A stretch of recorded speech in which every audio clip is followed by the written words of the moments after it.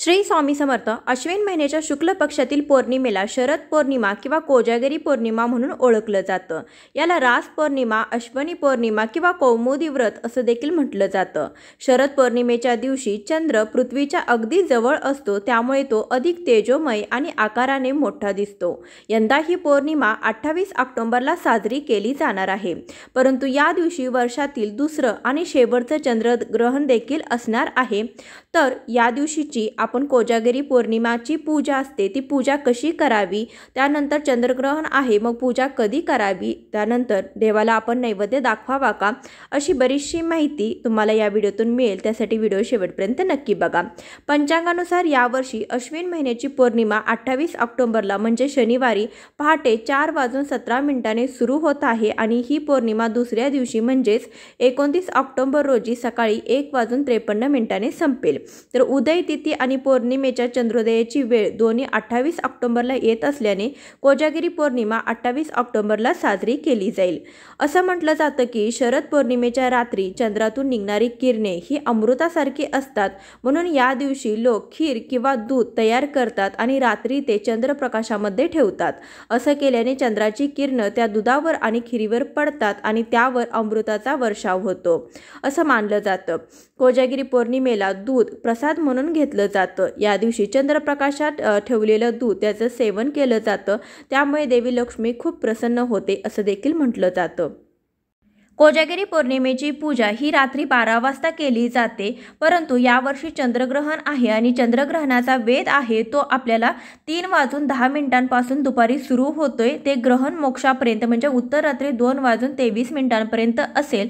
तसेच गरोदर महिलांनी व इतर आजारी वृद्ध बाल यांनी जे वेध आहे ते 7:40 नंतर सायंकाळी पाळावेत असं सांगितलं जातं।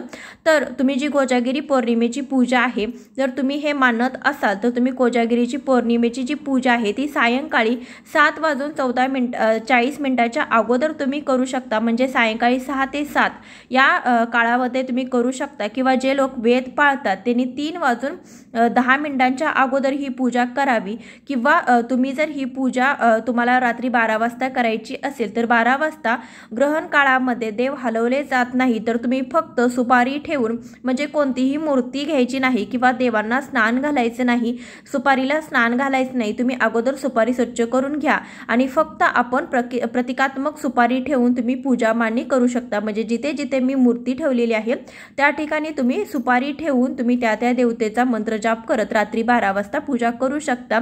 तुम्हाला अशी जर मूर्ती ठेवून पूजा करायची असेल तर ती सकाळी पूजा मांडणी करून घ्यावी आणि संध्याकाळी फक्त हळदी कुंकू वाहून मंत्र जाप करून तुम्ही पूजा करू शकता।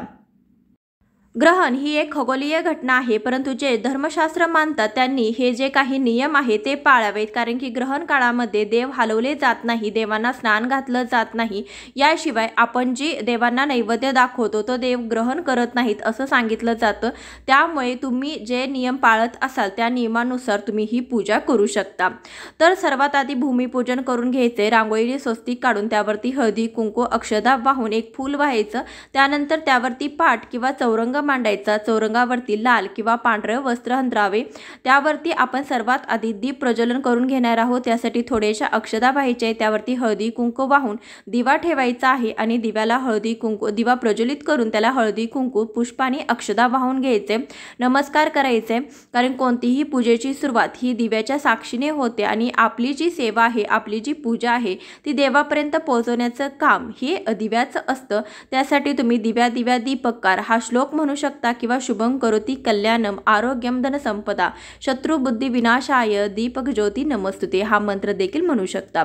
तर यानंतर तुम्ही लक्ष्मीनारायणाचा फोटो अवश्य घ्या, किंवा तुमच्याकडे लक्ष्मी आणि सत्यनारायणाचा सेपरेट फोटो असेल तर तो फोटो घेऊ शकता। तर हा फोटो ही आपण थोड्याशा अक्षदावरती ठेवायचा आहे, फोटोवरती गंगाजल शिंपाडून घ्यायचे, फोटोलाही हळदी कुंकू पुष्प अक्षदा वाहून घ्यायचे, अशी आपण फोटोची पूजा करून घेणार आहोत। तर यानंतर आपण इंद्रदेवाचं प्रतीक म्हणून कलश स्थापना करणार आहोत। तर तुम्ही इंद्रदेवाचं म्हणून प्रतीक म्हणून कलश स्थापना करायची, तर ही जो कलश आहे तो लक्ष्मी स्वरूप नाही, त्यासाठी आपण त्याला दागिने वगैरे घालायचं नाही, फक्त तांदळाची रास घालून त्यावरती हळदी कुंकू वाहून त्यावरती पाण्याने भरलेला कलश ठेवायचा, कलशावरती स्वस्तिक हे चिन्ह काढायचं, त्यावरती 4 आंब्याची किंवा विड्याची पाने ठेवायची, त्यानंतर त्यामध्ये हळदी कुंकू पुष्प अक्षदा 1 रुपयाचं नाणं आणि सुपारी व्हायची, त्यावरती श्रीफळ म्हणजे नारळ ठेवायचं. अशी आपण इंद्राची पूजा करायची आहे.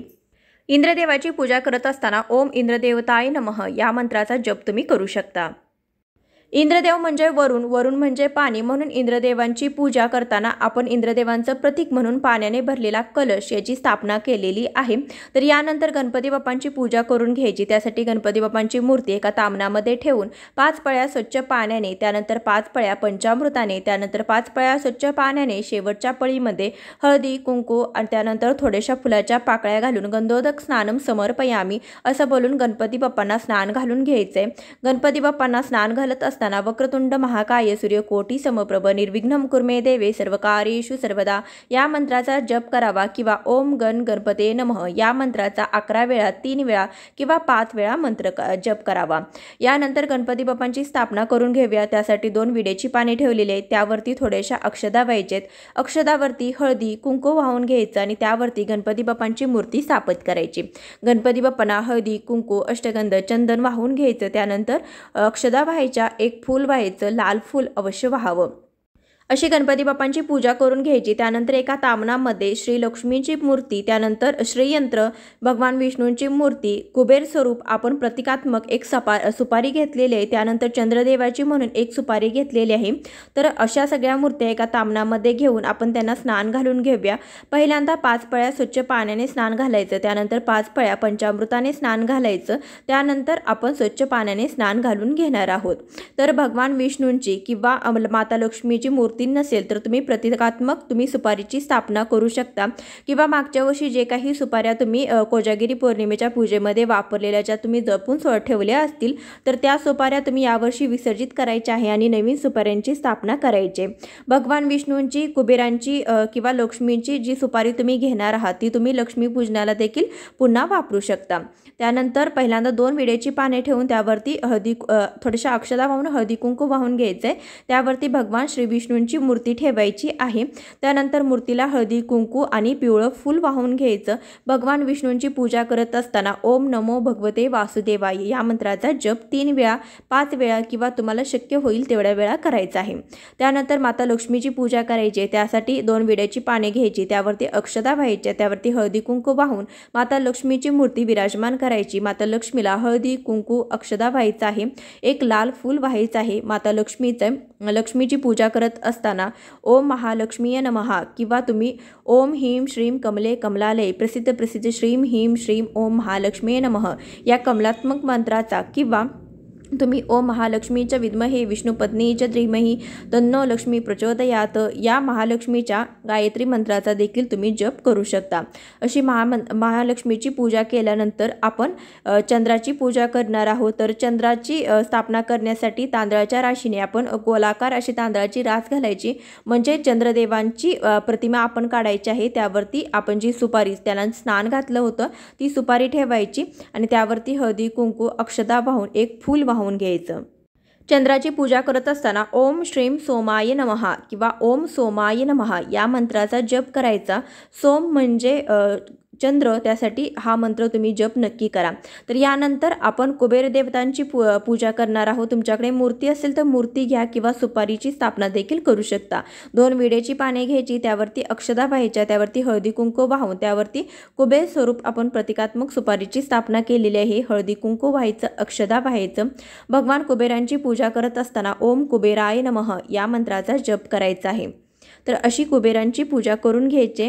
त्यानंतर तुमच्याजवळ जर श्रीयंत्र असेल तर हे पूजामध्ये नक्की तुम्ही ठेवायचं असं आहे, कारण की कोजागिरी पौर्णिमेला रात्री 12 वाजता ही पूजा केली जाते. तर यावेळेस माता लक्ष्मी ही पृथ्वी तलावरती फिरत असते आणि ती पाहत असते की को जागरती म्हणजे कोण जागा आहे ते ती पाहत असते आणि ज्या घरामध्ये माणसे जागे आहेत, जागरण करत आहेत, देवीचा नामजप करत आहेत, देवीच्या सेवा करत आहेत, पूजा करत आहेत, अशा ठिकाणी माता लक्ष्मी नक्कीच येते आणि घरामध्ये वास करते, त्यासाठी आपण या दिवशी माता लक्ष्मीची पूजा करायची असते। तर श्रीयंत्र घ्यायचं आहे, श्रीयंत्रालाही आपण हळदी कुंकू व्हायचं आहे, त्यानंतर एक फूल व्हायचं आहे। श्रीयंत्र हे कधीच असं ठेवायचं नाही, त्यावरती त्याभोवताली आपण कमलगट्ट्याची माळ व्हायची असते, कारण की श्रीयंत्र हे म्हणजे माता लक्ष्मी ही कमळावरती बसलेली असते आणि श्रीयंत्राला रोज 108 कमळ व्हायचे असतात आणि ते आपल्याला शक्य नसतं, म्हणून आपण 108 कमळगट्ट्याची माळ म्हणजे कमळाच्या बियांची माळ ही आपण अर्पण करायची असते, म्हणजे 108 कमळे आपल्याला व्हायची गरज नाही। त्यानंतर लक्ष्मीला आपण एक विडा नक्की ठेवायचा, या पूजेमध्ये न चुकता तुम्ही विडा ठेवा। त्यासाठी 2 विड्याची पाने, त्यावरती विड्याचं साहित्य खारीक, खोबरं, हळकुंड, सुपारी हे व्हायचं आहे। एक नाणं ठेवायचं आहे, हळदी कुंकू पुष्प वाहून विड्याची ही पूजा करायची। यानंतर देवांना नैवेद्य दाखवायचा आहे। ग्रहण सुरू आहे, त्यासाठी आपण जो काही खिरीचा किंवा दुधाचा नैवेद्य केलेला आहे त्या नैवेद्यावरती तुळशीचं पान अवश्य ठेवा। नैवेद्यम समर्पयामी असं बोलून 3 वेळा पाणी फिरवून घ्यायचं आहे आणि आपण नैवेद्य दाखवायचं आहे। या दिवशी भगवान विष्णू आणि माता लक्ष्मीची त्यासोबत इंद्र, चंद्र आणि कुबेरांची पूजा केली जाते। तर खूप लक्ष्मी प्राप्तीसाठी, अखंड लक्ष्मी प्राप्तीसाठी हा शुभ दिवस असतो। या दिवशी आपण होईल तेवढ्या सेवा करायच्या आहेत, परंतु यावर्षी ग्रहण आहे, त्यामुळे ग्रहण काळामध्ये देवांना स्नान घातलं जात नाही, देव हलवलं जात नाही। त्यासाठी तुमच्याकडे जशी पद्धत आहे, जे नियम पाळत आहे त्यानुसार तुमच्याकडे नियम, जर वेद पाळत असतील तर वेद काळाच्या अगोदर तुम्ही ही पूजा मांडणी करू शकता आणि संध्याकाळी 12 वाजता फक्त हळदी कुंकू वाहून तुम्ही हे जी तुमची काही मंत्र जाप करणार असाल, काही सेवा करणार असाल तर त्या सेवा तुम्ही करून घेऊ शकता। किंवा दिवे लागणीला 6 ते 7 या वेळात तुम्ही ही पूजा मांडणी करू शकता, कारण की 7:40 पासून वेद पाळले जाणार आहेत, तर या अगोदर देखील तुम्ही ही पूजा करून घेऊ शकता। रात्री जर तुम्ही जो दुधाचा नैवेद्य बनवणार आहात तर तो नैवेद्य चंद्रप्रकाशात ठेवायचा नाही, कारण की यावेळी चंद्राला ग्रहण लागलेलं आहे, त्यासाठी आपण चंद्रप्रकाशामध्ये हा नैवेद्य ठेवायचा नाही। जो काही नैवेद्य बनवलेला आहे तो देवाला दाखवा, त्यावरती थोडंसं तुळशीचं पान ठेवायचं आणि त्यानंतर तो नैवेद्य तुम्ही फ्रीजमध्ये किंवा तुम्ही फ्रीजमध्ये ठेवू शकता आणि सकाळी उठून तुम्ही तो ग्रहण करू शकता। परंतु त्या दिवशी आपल्याला संध्याकाळी ग्रहणामध्ये काहीच खाल्लं पिल्लं जात नाही, तर हे ग्रहणाचे नियम आहे, त्यामुळे तुम्ही ग्रहणामध्ये हा नैवेद्य किंवा हा जो खिरीचा प्रसाद म्हणून तुम्ही ग्रहण करणार आहे तो ग्रहण करू नये।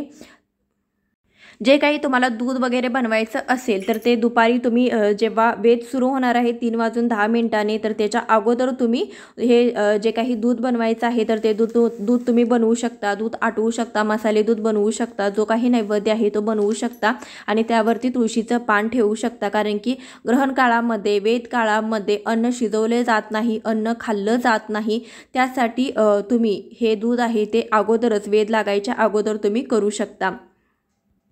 तर अशा प्रकारे ग्रहणामध्ये किंवा जी कोजागिरी पौर्णिमा आहे तर त्याची पूजा कशी करायची ही मी तुम्हाला सांगितलेलं आहे। व्हिडिओ आवडला तर जास्तीत जास्त लोकांपर्यंत नक्की पाठवा आणि तुम्ही जर चॅनलवर नवीन असाल तर चॅनलला अवश्य सबस्क्राईब करा। भेटूया अशाच एखाद्या व्हिडिओसोबत, तोपर्यंत श्री स्वामी समर्थ, जय जय।